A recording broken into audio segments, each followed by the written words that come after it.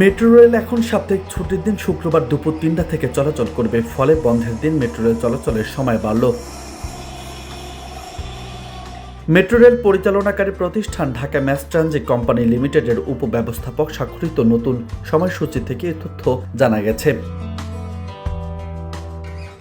সময়সূচিতে জানানো হয়েছে, আগামী 17 জানুয়ারি থেকে প্রতি শুক্রবার দুপুর 3:30টার পরিবর্তে 3টা থেকে মেট্রো রেল চলবে।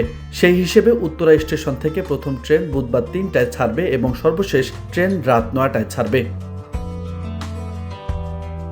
অন্যদিকে মতিঝিল থেকে প্রথম ট্রেন দুপুর 3:20 ছাড়বে এবং সর্বশেষ ট্রেন রাত 9:40 ছাড়বে। উভয় দিকে চলাচলের প্রতি ট্রেনের মধ্যে বিরতি থাকবে 10 মিনিট। বিজ্ঞপ্তিতে আরও জানানো হয়, উত্তরা স্টেশন থেকে শুক্রবার দুপুর 2:45 থেকে এবং মতিঝিল স্টেশন থেকে দুপুর 3:05 একক যাত্রার টিকিট বিক্রি শুরু হবে। একই সঙ্গে র্যাপিড পাস কেনা এবং এমআরটি বা র্যাপিড পাসে টাকা প্রবেশ করানো যাবে। মেট্রো রেল চলাচলের অন্য সব কার্যক্রম আগের মতো অপরিবর্তিত থাকবে বলেও বিজ্ঞপ্তিতে জানানো হয়েছে।